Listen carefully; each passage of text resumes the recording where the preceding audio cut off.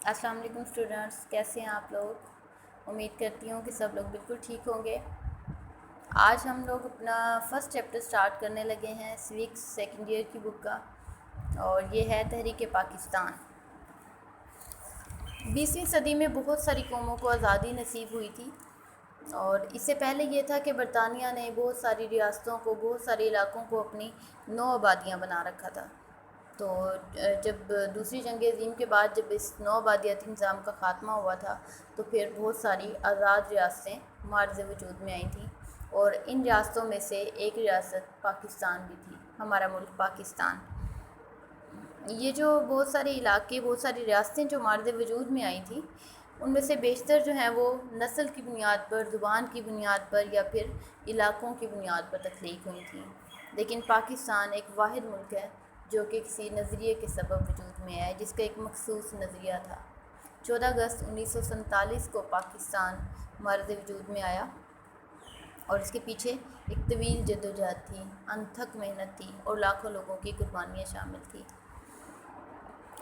اتنی طویل محنت جو ہے وہ بغیر کسی سوچ کے نہیں کی جاتی۔ جب تک ہمارے پاس کوئی واضح لاہ عمل نہیں ہوتا، کوئی نصب العین نہیں ہوتا، کوئی سوچ نہیں ہوتی، کوئی فلسفہ نہیں ہوتا، کوئی نظریہ نہیں ہوتا، تب تک ہم اتنی طویل محنت نہیں کر سکتے، اتنی لاکھوں جانوں کی قربانیاں نہیں دے سکتے۔ پاکستان کے وجود میں آنے کے پیچھے، اس تحریک کے پیچھے کون سا جذبہ کار فرما تھا، کون سی سوچ تھی، کون سا نظریہ تھا، ابھی ہم اس کو دیکھتے ہیں۔ سب سے پہلے ہم نے یہ دیکھنا ہے کہ نظریہ ہوتا کیا ہے۔ نظریہ، جسے ہم انگریزی میں آئیڈیالوجی بھی کہتے ہیں۔ آئیڈیالوجی کیا ہوتی ہے جی؟ Study of ideas, study of views, ہمارے خیالات کی اسٹڈی، ہماری سوچ کی اسٹڈی۔ اگر ہم اس کو انڈیویجولی دیکھتے ہیں اسٹوڈنٹس، تو ہم اس کو کہہ سکتے ہیں کہ یہ ایک تصور ہوتا ہے، ایک مقصد ہوتا ہے، ایک خیال ہوتا ہے کہ جس کو حاصل کرنے کے لیے انسان تمام زندگی جدوجہد کرتا رہتا ہے۔ لیکن اگر ہم اس کو کسی قوم کے حوالے سے دیکھتے ہیں، تو پھر نظریہ جو ہے وہ کسی قوم کا تصور حیات ہوتا ہے، ان کی جدوجہد کا مقصد ہوتا ہے، ان کا نصب العین ہوتا ہے، یا پھر کسی بھی قوم کی فکری، عملی، سیاسی اور معاشرتی بنیادیں جو ہیں وہ اس مخصوص نظریے پر استوار ہوتی ہیں۔ نظریہ جب کسی قوم کا ہوتا ہے تو اس کے لیے ایک ڈرائیونگ فورس کا کام کرتا ہے، ایک متحرک قوت کا کام کرتا ہے، جو چیز لوگوں کو ایک کامن گول کو اچیو کرنے کے لیے کنیکٹ رکھتی ہے۔ جب ہمارے پاس کوئی مشترکہ مقصد ہوتا ہے تو ہم کنیکٹ ہو کر ایک گروپ کی شکل میں ایک لمبے عرصے تک جدوجہد کرتے رہتے ہیں۔ جب تک ہمارا مقصد مشترکہ نہیں ہوتا، ہماری سوچ جو ہے وہ سیم نہیں ہوتی، تب تک کبھی بھی ہم مل کر اتنے لمبے عرصے تک کام نہیں کر سکتے، ہم اپنے مقصد سے جڑے نہیں رہ سکتے۔ اچھا جی، تو نیکسٹ ہم دیکھ لیتے ہیں کہ ڈاکٹر جارج براس نے آئیڈیالوجی کی کیا تعریف کی ہے۔ اس میں عام زندگی کا ضابطہ یا کوئی پروگرام جس کی بنیاد فکر و فلسفہ پر استوار ہو، آئیڈیالوجی کہلاتا ہے۔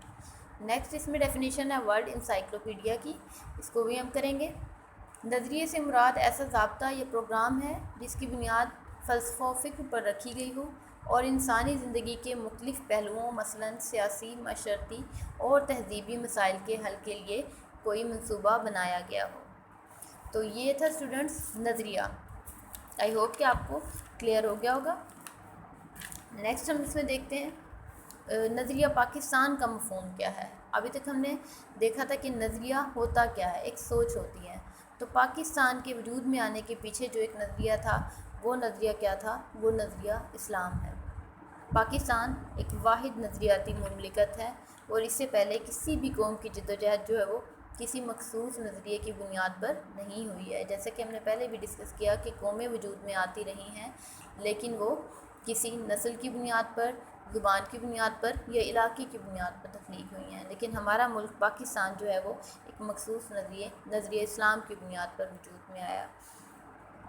اس نظریے کی بنیاد پر یہ ایک تحریک چلی تھی، اور پھر مسلسل محنت کے بعد اسے عملی جامہ پہنایا گیا تھا۔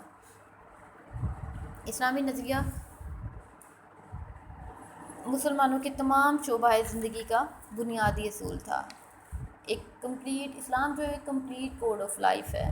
ہمیں زندگی گزارنے کے لیے تمام جو رہنمائی ہے وہ ہمیں اسلام سے مل جاتی ہے، اور بر صغیر پاک و ہند میں رہتے ہوئے مسلمانوں کا ایک واحد نصب العین تھا کہ ان کو اپنا ایک الگ ملک ملے جہاں پر وہ اپنی زندگی اسلام کے عقائد کے مطابق گزار سکیں، کیونکہ ہمارا جو رہن سہن تھا، رسم و رواج تھے، مذہب، عبادات، یہ تقریباً تمام چیزیں ہی ہندوؤں سے الگ تھیں۔